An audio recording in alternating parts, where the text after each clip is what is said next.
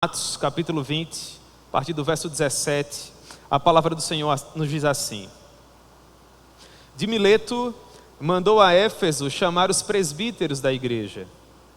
E quando se encontraram com ele, disse-lhes: Vós bem sabeis como foi que me conduzi entre vós em todo o tempo, desde o primeiro dia em que entrei na Ásia, servindo ao Senhor com toda a humildade, lágrimas e provações que pelas ciladas dos judeus me sobrevieram, jamais deixando de vos anunciar coisa alguma proveitosa e de vos ensinar publicamente e também de casa em casa, testificando tanto a judeus como a gregos o arrependimento para com Deus e a fé em nosso Senhor Jesus Cristo. E agora, constrangido em meu espírito, vou para Jerusalém, não sabendo o que ali me acontecerá, senão que o Espírito Santo de cidade em cidade me assegura que me esperam cadeias e tribulações.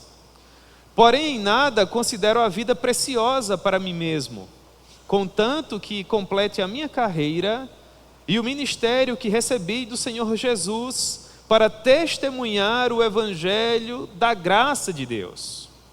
Agora, eu sei que todos vós, em cujo meio passei pregando o reino, não vereis mais o meu rosto. Portanto, eu vos protesto no dia de hoje, que estou limpo do sangue de todos, porque jamais deixei de vos anunciar todo o desígnio de Deus. Atendei por vós e por todo o rebanho sobre o qual o Espírito Santo vos constituiu bispos, para pastoreardes a igreja de Deus, a qual ele comprou com seu próprio sangue. Eu sei que depois da minha partida, entre vós penetrarão lobos vorazes, que não pouparão o rebanho, e que dentre vós mesmos se levantarão homens falando coisas pervertidas, para arrastar os discípulos atrás deles. Portanto, vigiai, lembrando-vos que por 3 anos, noite e dia, não cessei de admoestar com lágrimas a cada um. Agora, pois, encomendo-vos ao Senhor e à palavra da sua graça, que tem poder para vos edificar e dar-lhes herança entre todos os que são santificados. De ninguém cobicei prata, nem ouro, nem vestes. Vós mesmos sabeis que estas mãos serviram para o que me era necessário, a mim e aos que estavam comigo. Tenho-vos mostrado em tudo que, trabalhando assim, é mister socorrer os necessitados e recordar as palavras do próprio Senhor Jesus. Mais bem-aventurado é dar do que receber. Tendo dito essas coisas, ajoelhando-se, orou com todos eles. Então houve grande pranto entre todos, e abraçando afetuosamente a Paulo, beijavam, entristecidos especialmente pela palavra que ele dissera, que não mais veriam seu rosto, e acompanharam-no até o navio. Amém? Que o bom Deus proponha a sua palavra ao nosso coração. Nós recebemos uma palavra de oração do nosso querido irmão Carlinhos, mas eu gostaria de orar um pouco mais, meus irmãos, com vocês hoje à tarde. Amém? Vamos orar. Nessa oração vamos incluir a família de Madison, vamos incluir o nosso amado pastor Valberto, para que Deus tenha misericórdia, em nome de Jesus. Meu Deus, nós amamos profundamente o Senhor, e nós agradecemos a Ti pela maravilhosa oportunidade que nos concedes de estarmos nesse local para engrandecermos o Teu glorioso nome. Muito obrigado, meu Deus. Meu Deus, nesse momento nós colocamos diante de Ti a família de Madison, que perdeu uma pessoa querida, uma jovem senhora, mãe de 2 filhos, que há muito tempo convalescia em um leito de UTI, mas que aprove a Ti tomá-la para Ti, meu Deus, e nós rogamos nesse momento o Teu favor sobre aqueles que permanecem aqui com o luto, com o coração dolorido, para que o Senhor possa, por meio da Tua muita misericórdia, consolar cada uma dessas pessoas amadas. Assim como nós também oramos, ó Deus, pela recuperação do Teu servo, o pastor Valberto Cruz, que hoje, mais uma vez, se submeteu a um novo procedimento cirúrgico. O teu filho que há mais de 50 dias, ó Pai, luta em uma UTI, à procura de uma melhora para a sua saúde. Que o Senhor possa, meu Deus, fazer com que esse pós-operatório seja uma bênção, que o teu servo se recupere muitíssimo bem, e que, sobretudo, ó Deus, ele possa voltar às suas atividades normais o quanto antes, Senhor, para a maior glória do teu nome. Por fim, meu Deus, nós rogamos o teu favor para que o Senhor fale conosco, para que o Senhor ilumine as nossas mentes, para que o Senhor enterneça os nossos corações e permita que nós possamos guardar um bom depósito acerca de todas as verdades preciosas que nós encontramos nesse excerto que nós acabamos de ler. Portanto, meu Deus, seja misericordioso para conosco e por meio da tua graça fala com o teu povo, Senhor. Em nome de Jesus, amém. Glória a Deus. Meus irmãos, esse texto que nós acabamos de ler compartilha conosco a porção final da terceira viagem missionária do apóstolo Paulo. A terceira viagem missionária do apóstolo Paulo, ela quase que se deteve exclusivamente à cidade de Éfeso, que ficava na província romana da Ásia Menor.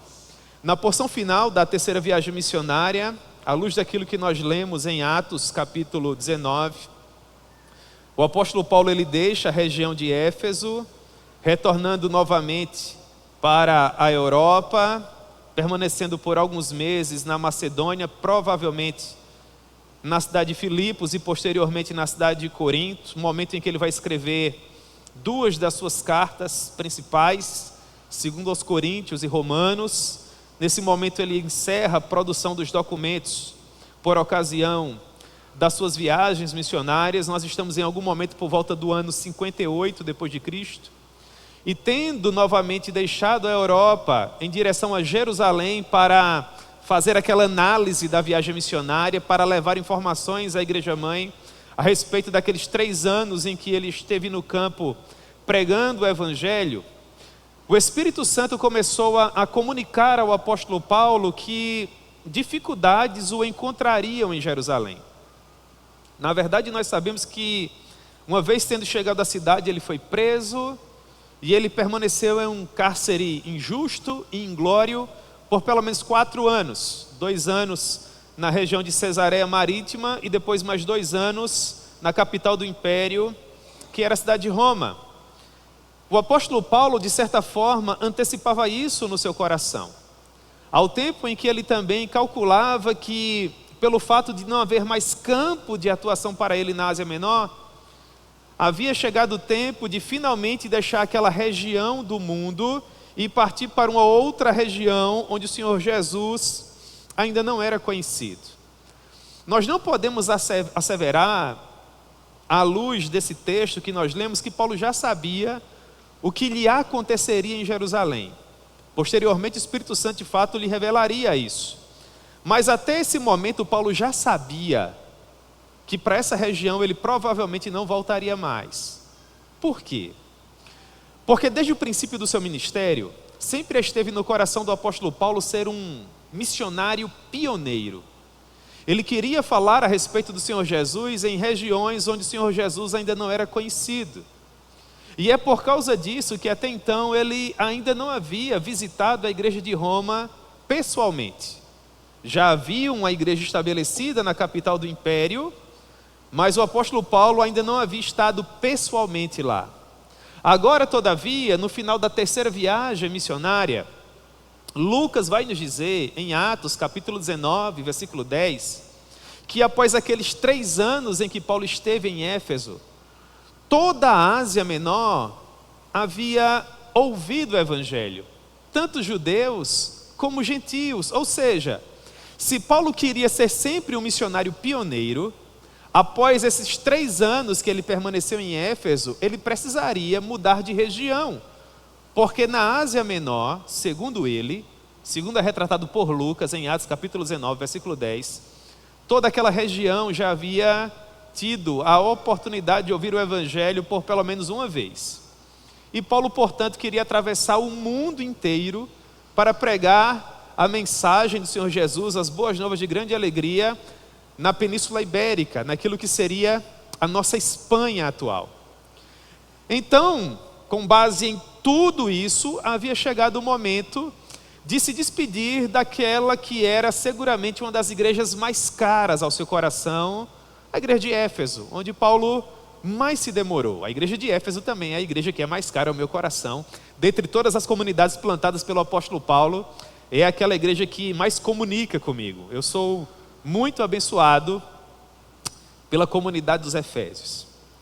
E aprova o apóstolo Paulo não se despedir daqueles irmãos, da liderança daquela igreja, na própria cidade de Éfeso. Ele não nos diz qual o motivo, mas talvez tenha a ver com o seu coração.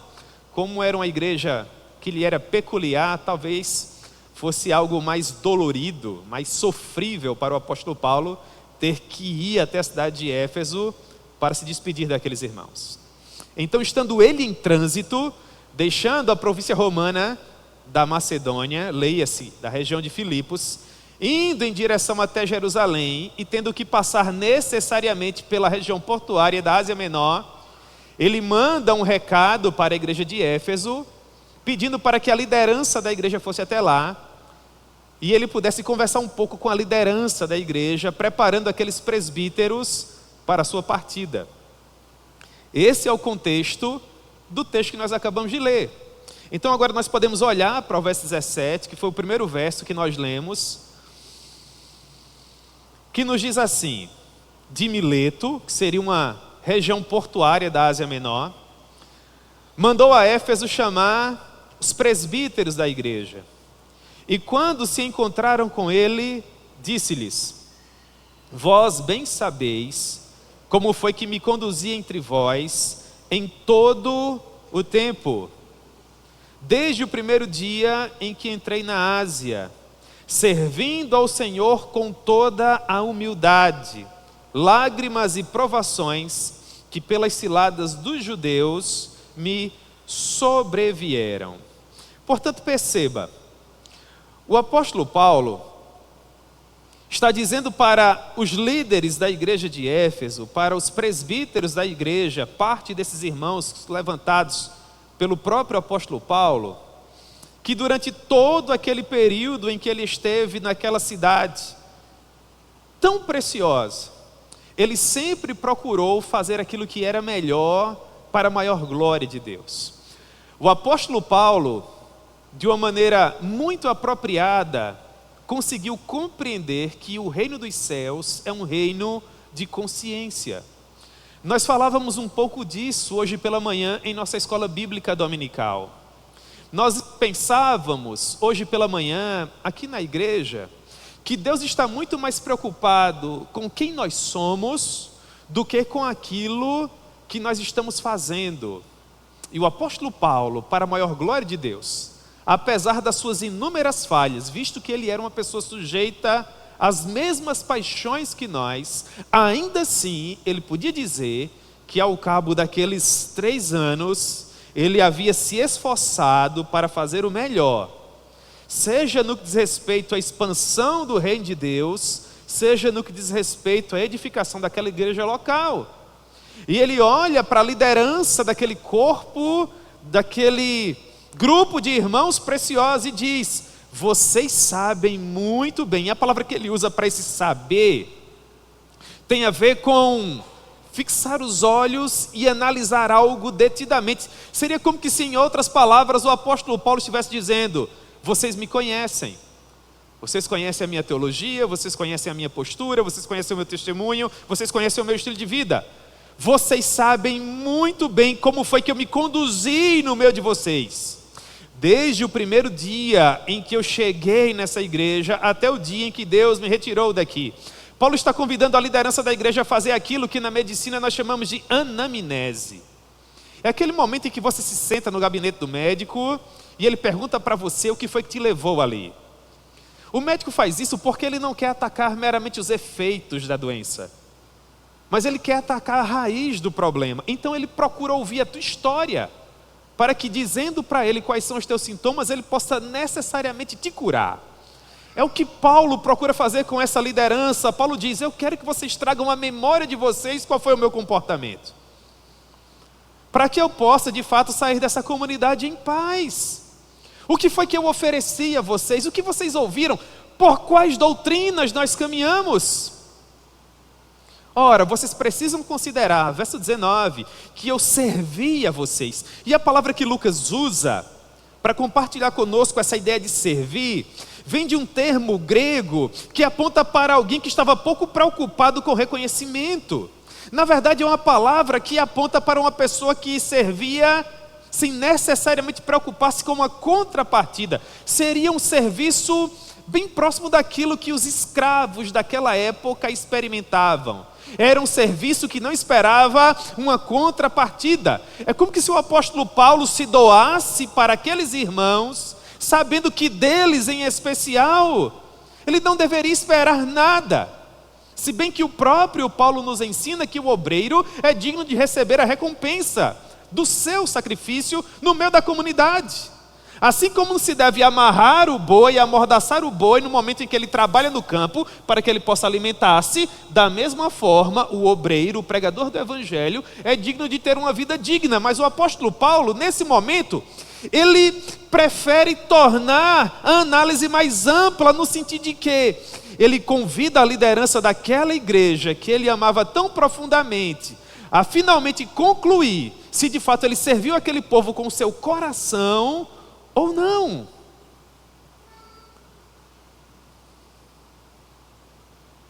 E é interessante notar, irmãos, que em Éfeso, Paulo enfrentou situações muito difíceis do ponto de vista pessoal. Dentre todas as igrejas que ele plantou, a igreja de Éfeso foi uma das mais difíceis. Quando ele está escrevendo para a igreja de Corinto, 1 Coríntios capítulo 15, ele diz algo que compartilha, que comunica muita coisa. 1 Coríntios 15, 32, está escrito: se como homem lutei em Éfeso com feras, que me aproveita isso? Você percebe? Paulo dizendo que quando era pastor na comunidade dos Efésios, ele enfrentou lutas tão difíceis que a sensação que ele tinha no seu coração é como se ele estivesse dentro do Coliseu romano, lutando contra feras. Você consegue gastar 2 ou 3 segundos da sua vida imaginando uma dificuldade como essa? Devia ter sido algo assim bem difícil, na verdade. Escrevendo ainda aos Coríntios, só que na segunda carta, Paulo diz uma outra coisa que também fala muito ao meu coração. Segundo aos Coríntios, capítulo 1, verso 8. Meus irmãos, esse texto já me ajudou muito em uma determinada fase da minha vida. Os textos bíblicos, eles têm muito a ver com o momento que nós estamos vivendo, não é? Houve um momento da minha vida que esse texto me ajudou muito. Segundo aos Coríntios, capítulo 1, verso 8, mais uma vez, Paulo compartilha conosco algo daquilo que ele viveu quando era pastor da cidade de Éfeso. Ele diz: porque não queremos, irmãos, que ignoreis a natureza da tribulação que nos sobreveio na Ásia. Leia-se no meio dos Efésios. Ele diz: porque essa tribulação foi acima das nossas forças, a ponto de desesperarmos até da própria vida. Meu Deus, você consegue imaginar alguém com a experiência do apóstolo Paulo, com a teologia do apóstolo Paulo, dizendo que em determinado momento da vida dele, ele enfrentou uma tribulação tão árdua, tão difícil, que ele achou que aquele seria o seu fim? Alguém que olhou para a sua teologia, alguém que olhou para a sua experiência, para a vida que ele tinha com o Senhor, e disse: na minha maneira de ver, dessa luta eu não escapo, dessa prova eu não saio. É isso que ele diz no verso 9 de 2 aos Coríntios capítulo 1, com as seguintes palavras: contudo, já em nós mesmos, ou seja, depois que Paulo havia feito uma análise melhor com a sua teologia, com a sua experiência, ele disse: contudo, já em nós mesmos, quando a ficha caiu, ele diz: tivemos a sentença de morte. Ele diz: olhei para a minha teologia, olhei para a minha experiência, agora eu tenho certeza mesmo, vou morrer. Por que foi que Deus permitiu isso? Ele diz: para que não confiemos em nós, e sim no Deus que ressuscita os mortos. Agora é como se Deus estivesse falando com ele, dizendo: Paulo, não se preocupa, se você morrer, eu tenho poder para ressuscitar você. E aí ele diz no verso 10. Olha os tempos verbais que Paulo usa no verso 10. Eu acho tão bonito, irmãos. Ele diz, olha aí, Leandro. Fez concurso hoje, Leandro, hein? Vai passar, Leandro, em nome de Jesus. O qual nos livrou. Ou seja, Paulo está olhando para a teologia, para a experiência dele. Ele está numa prova muito grande, mas ele disse, o meu Deus já me livrou. Ele me livrou no passado, ele tem poder para me livrar agora. Ele me livrou e ele ainda me livrará de tão grande morte, em quem também temos esperado que ainda continuará a livrar-nos. Dito de outra forma, irmãos, se Cristo conosco vai, nós iremos e não temeremos, com gozo iremos, porque conosco Ele vai. É grato servir a Jesus, carregar a cruz. Se Cristo vai conosco, guarde o seu coração, vá com calma, vá com segurança, vai dar tudo certo no final.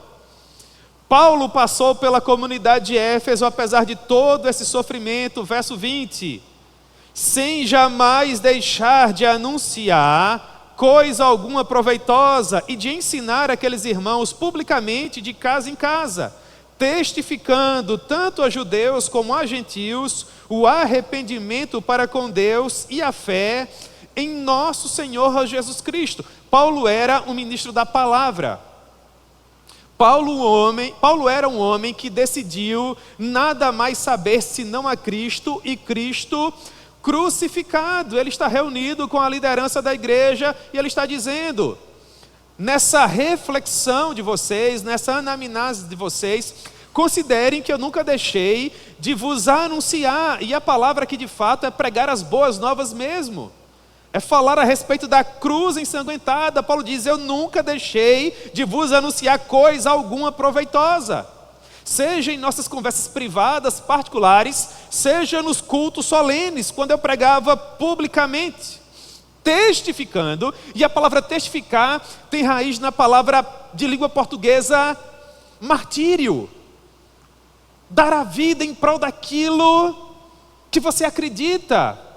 Quando Paulo diz que testificava, é como se ele dissesse, em outras palavras, que ele não se preocupava com as consequências do seu discurso, ainda que Paulo viesse a pagar um preço alto pelo fato de identificar-se com a mensagem e a causa de Cristo, ainda assim ele pegou com desassombro e com intrepidez e com muita coragem, quer seja a judeus ou a gentios, anunciando a todos os povos o arrependimento para com Deus e a fé em nosso Senhor Jesus Cristo.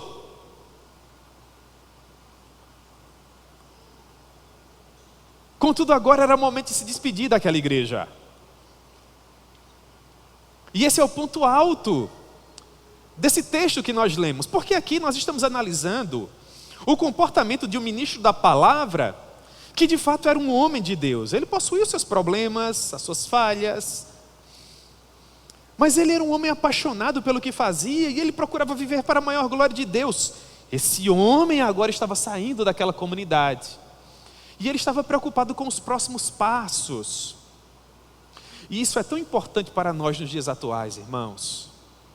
Nós precisamos nos preocupar com os próximos passos, porque em nossa caminhada cristã, se começar bem é bom, terminar bem é ainda melhor. Nós não podemos correr o risco de perder o foco. Nós não podemos correr o risco de nos desviarmos do nosso objetivo primais, que é chegarmos à nossa amada Jerusalém celestial. Todos os dias nós precisamos tomar decisões. Todos os dias nós precisamos, irmãos, saber em que caminho nós estamos. Todos os dias nós precisamos sondar o nosso coração para saber quais são as nossas ambições, as nossas aspirações, onde de fato nós desejamos chegar com tudo aquilo que nós estamos fazendo. Porque se nós não atentarmos para isso, nós estaremos correndo sério risco de desviarmos a nossa atenção do nosso foco principal, do motivo pelo qual o bom Deus nos coloca aqui. E quando isso acontece, irmãos, é um verdadeiro desperdício de alegria. Porque não há nada mais triste que um cristão deslocado. Um cristão que está fora do centro da vontade de Deus para a sua vida. Um cristão que não sabe de onde ele saiu, o que ele está fazendo e para onde ele vai. Paulo não queria que isso acontecesse na igreja de Éfeso. Passou 3 anos ali, pregando o evangelho a tempo e fora de tempo, quer publicamente, quer de uma maneira privada. Fundou um seminário de teologia. A partir daquela cidade, toda a Ásia ouviu o evangelho, estrategicamente falando, para a expansão missionária da igreja. A cidade de Éfeso, dentro desse recorte histórico da segunda metade da década de 50, depois de Cristo, pouco mais de 20 anos após a ressurreição e ascensão do Senhor Jesus, era uma igreja por demais estratégica, e Paulo sabia disso, e é por causa disso que ele alerta a liderança da igreja, dizendo, e agora, verso 22, constrangido, em meu espírito vou para Jerusalém, não sabendo o que ali me acontecerá, senão que o Espírito Santo de cidade em cidade me assegura que me esperam cadeias e tribulações. Meus irmãos, que viagem tumultuada, não é? Do ponto de vista humano, o que nós queremos é tranquilidade. Nós queremos ser bem recebidos, reconhecidos, amados. Não é verdade, irmãos? Em condições normais é isso que nós procuramos. Nós não queremos afetar ninguém e tampouco queremos ser afetados por quem quer que seja. Nós queremos viver em paz. Agora imagine você colocar-se no lugar do apóstolo Paulo, um homem de Deus que a essa altura já tinha conseguido escrever quase que 50% do Novo Testamento. Ele vai ser um homem que Deus vai usar para tamanha obra, para a glória do nome do Senhor. Seria alguém que do ponto de vista humano, em condições normais, nós desejaríamos colocar sob uma redoma para que nada acontecesse.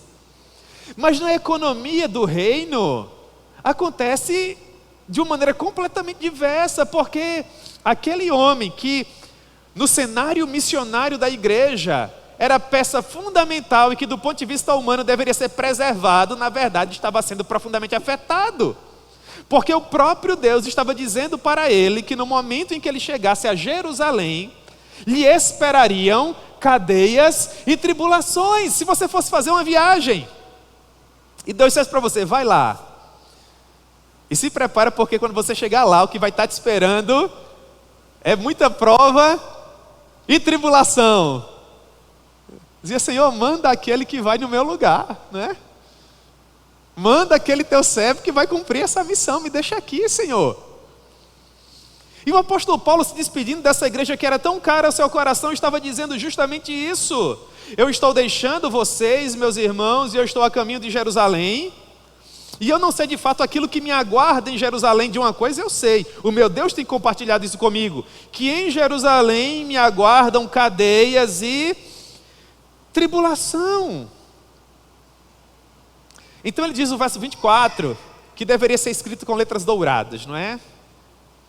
Porém, em nada considero a vida preciosa para mim mesmo, contanto que complete a minha carreira e o ministério que recebi do Senhor Jesus, para testemunhar o evangelho da graça de Deus. Dito de outra forma, o apóstolo Paulo está compartilhando conosco da seguinte maneira, ele diz, desde que aquilo que Deus me confiou não venha a ser frustrado, desde que a minha missão não fique por fazer, desde que eu complete aquilo que de fato o meu Deus me confiou, a responsabilidade que Ele colocou em minhas mãos, eu pouco me importa com aquilo que vai acontecer comigo.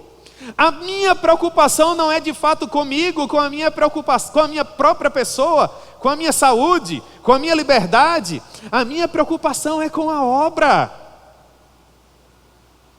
Se o desejo do meu Deus é me levar até Jerusalém, se lá o que me espera são cadeias e tribulações, mas se com isso o reino prosperar, eis-me aqui.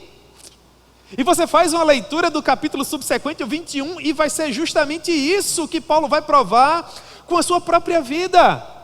Ele chega à cidade portuária de Tiro, E durante 7 dias, os irmãos estiveram ali conversando com ele, e Deus, por meio dos irmãos, dizendo que ele sofreria em Jerusalém. Ele chega a Cesareia, e estando em Cesareia, o profeta Ágabo vai até ele, toma o cinto dele, se amarra e diz: dessa forma farão com o proprietário desse cinto, quando ele chegar até Jerusalém. Parte dos irmãos começam a chorar e se angustiar, dizendo para ele que não seria interessante que ele viajasse até lá, porque sofrimento o aguardaria. E ele diz para aqueles irmãos: o que é que vocês estão fazendo, chorando e partindo o meu coração? Eu quero dizer para vocês que eu vou.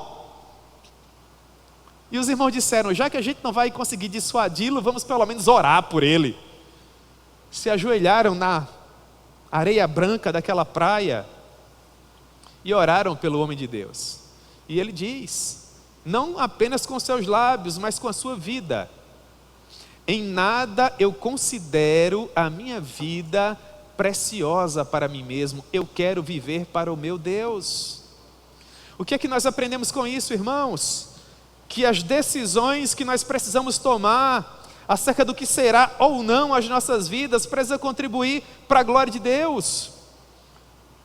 Os caminhos que nós tomamos, as pessoas com as quais nós interagimos, os locais que nós frequentamos, todo o tecido social que se soma para compor o todo que perfaz a nossa vida, deve servir para a glória de Deus. Nós precisamos olhar para cada decisão, para cada escolha, para cada caminho, para cada amizade, para cada meio social, para tudo que fazemos. E com tudo isso nós precisamos dizer: em nada considero a minha vida preciosa para mim mesmo, contanto que por meio de tudo isso eu contribua para a expansão do reino de Deus e para a manifestação da sua glória. E por que Paulo estava tão preocupado? Porque após a sua partida, ele sabia que lobos vorazes tentariam penetrar no rebanho. Não é isso? Verso 25. Agora eu sei que todos vós em cujo meio passei pregando o reino, não vereis mais o meu rosto. Porquanto eu vos protesto no dia de hoje, que estou limpo do sangue de todos, porque jamais deixei de vos anunciar todo o desígnio de Deus. Meus irmãos, que despedida, não é?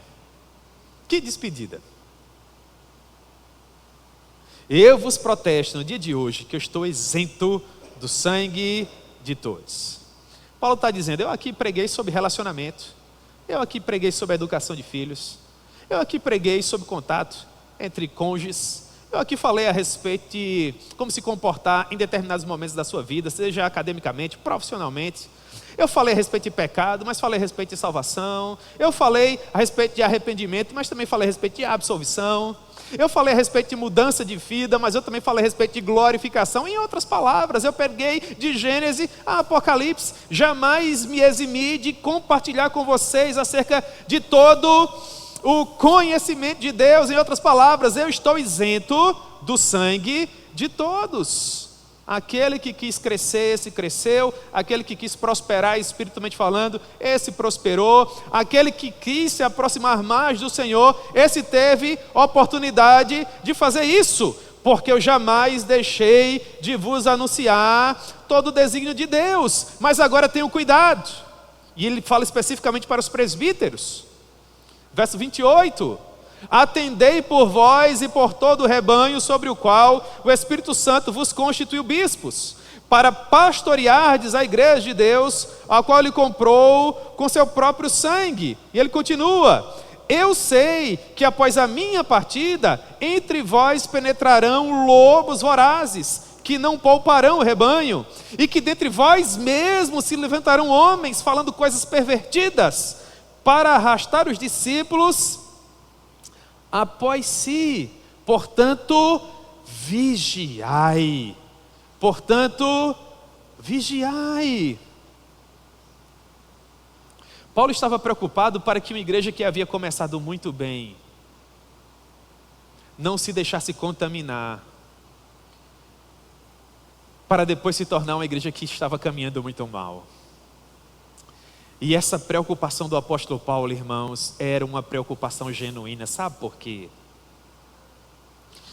Essa carta foi escrita, essa passagem, melhor dizendo, foi escrita, provavelmente, no princípio da década de 60 depois de Cristo. Paulo se despediu da comunidade dos Efésios em algum momento por volta do ano 58 depois de Cristo. Quando você sai desse momento histórico, dá um salto no tempo e vai para o Apocalipse de João, Apocalipse capítulo 2, você vai perceber que a primeira carta às 7 igrejas da Ásia Menor é justamente para a comunidade dos Efésios. Depois dá uma lida com calma em Apocalipse capítulo 2, com esse contexto que eu estou compartilhando com vocês aqui. O Senhor Jesus começa dizendo para o anjo daquela igreja: eu conheço as tuas obras, e o teu labor, a tua perseverança, que pusestes à prova aqueles que a si mesmos se chamavam apóstolos. Olha os falsos mestres aparecendo. E os achastes o quê? Mentirosos. Era uma igreja rica, poderosa teologicamente, mas que infelizmente não conseguiu guardar o seu coração. Aí vem o Senhor e diz para a igreja de Éfeso, tão amada, uma igreja que havia começado tão bem, que foi visitada por Paulo, por Apolo, por Timóteo, por João, apóstolo do nosso rei, e que agora escuta assim, cerca de 30 anos depois da sua fundação: tenho, porém, contra ti que deixastes o teu primeiro amor. Tenho, porém, contra ti o fato de que você começou muito bem, mas que você perdeu o foco, deixou de ser quem era, não passa de uma caricatura daquilo que um dia você foi. Isso é muito importante para nós, irmãos, porque nos dias atuais, da mesma forma, pessoas que começam muito bem, mas que por conta de quaisquer outras questões, infelizmente, perdem o foco. Nós não podemos permitir que isso aconteça. Paulo, preocupado com isso, está dizendo aos presbíteros da igreja: tenham cuidado com aquilo que Deus tem confiado às mãos de vocês. Pastoreiem bem o rebanho de Deus que foi comprado com seu próprio sangue. Isso, inclusive, é um conselho para mim, que sou pastor, para você, jovem, que deseja ser pastor um dia.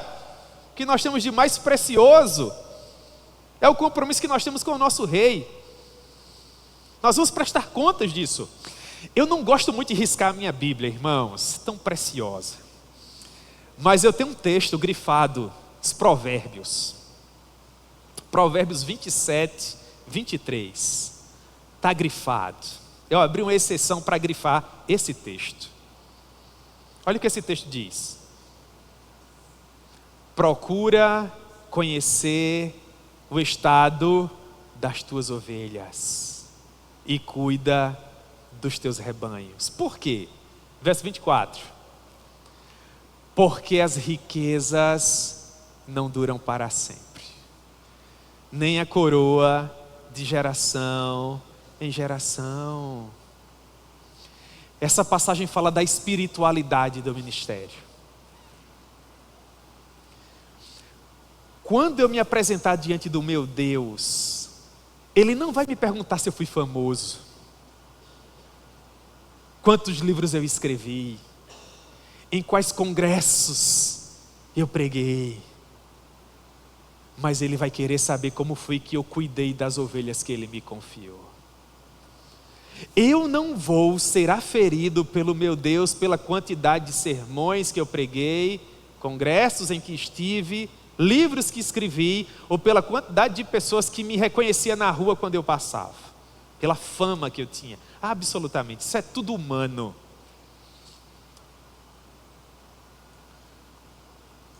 Mas Ele vai querer saber como foi que eu me comportei no dia a dia com vocês.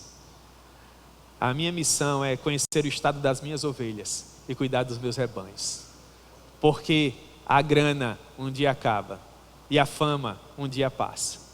Mas o que nós estamos fazendo em termos espirituais vai durar por todos os séculos. Depois da minha partida, falsos mestres penetrarão no meio de vocês e eles não pouparão o rebanho. E até mesmo no meio de vocês se levantarão aqueles que vão tentar atrapalhar o bom andamento desse grupo, desse corpo. Portanto, vigiai. Tenham cuidado. Tenham cuidado. Sobre tudo que se deve guardar, meus irmãos queridos, guardem o coração de vocês. Prestem atenção naquilo que vocês ouvem. Prestem atenção naquilo que vocês têm acesso na internet. Prestem atenção naquilo que agrega valor à vida de vocês. Porque o bem mais precioso que vocês possuem é a alma eterna de vocês. E há muitos falsos mestres espalhados por aí. Vocês precisam ter cuidado. E Paulo finalmente conclui essa sua miscelânea de conselhos solenes, dizendo o seguinte: de ninguém cobicei prata, nem ouro, nem vestes. Vós mesmos sabeis que estas mãos serviram para o que me era necessário, a mim e aos meus auxiliares que trabalhavam comigo. Tenho-vos mostrado que em tudo, trabalhando assim, ainda se faz necessário socorrer aos mais necessitados, lembrando sempre a palavra do nosso Redentor que nos disse: mais bem-aventurado é dar do que receber. Em resumo, o que Paulo está dizendo nessa porção final é: eu sou um pastor que não estou preocupado com dinheiro. Eu sou um pastor que não estou preocupado com grana. Meus irmãos, os pastores nos dias atuais, via de regra, são quase todos eles ridicularizados por conta de questões financeiras. Pelo fato de haver muitos charlatães nos dias atuais que estão mais preocupados com a lã do rebanho do que necessariamente com o rebanho, os demais pastores são colocados todos eles em um balaio só. Mas a grosso modo, para a glória de Deus, sempre haverá um remanescente fiel, ainda que em meio a uma geração corrupta e perversa. Há pastores, mesmo no século 21, em 2025, que a semelhança do apóstolo Paulo um dia, também poderão dizer: de ninguém eu cobicei a prata, ou mesmo o ouro, porque pela glória de Deus, essas mãos foram suficientes para colocar o pão na mesa da minha família. Eu estou saindo pela porta da frente, assim como eu entrei. Que bonito, não é, irmãos? Mas que bonito. Eu quero dar esse conselho para você. Se um dia você tiver que sair, meu irmão, saia pela porta da frente. Deixe tudo em seu devido lugar. E o nome do Senhor será glorificado no final. Pois bem, tendo dito essas coisas, verso 36, ele se ajoelhou com eles. E agora eu fico imaginando essa cena. Até a irmã Geneide, há uns dias atrás, pregava nessa passagem, não é?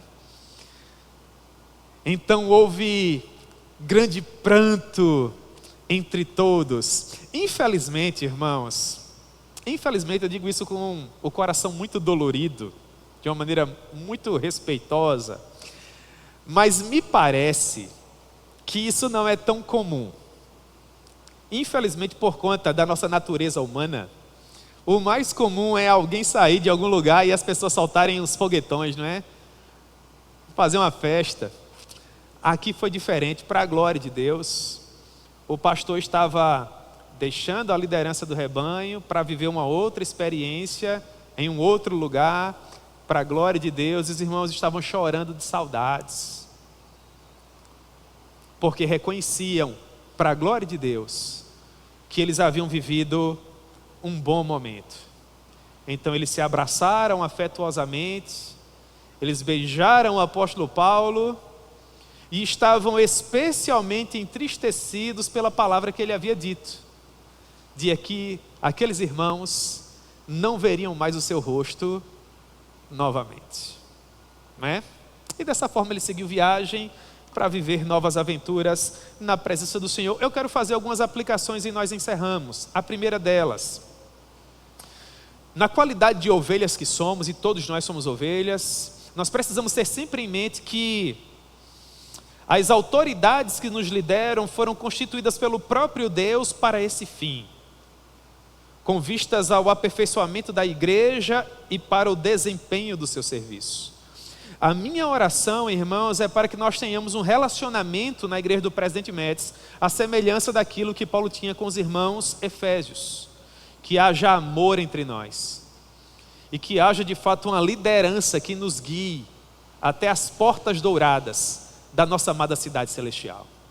Mas em segundo lugar, por mais que nós venhamos a enfrentar problemas em nossa jornada, que o bom Deus permita que nós sempre venhamos a enxergar o lado bom de ser igreja, o lado belo de ser igreja. Paulo teve problemas, esteve no meio de feras em Éfeso. Ele achava que ia morrer quando era pastor dos Efésios. Mas Paulo se ajoelha e chora com esses irmãos porque os amava e já estava com saudade deles. Como é bonito, né, irmãos?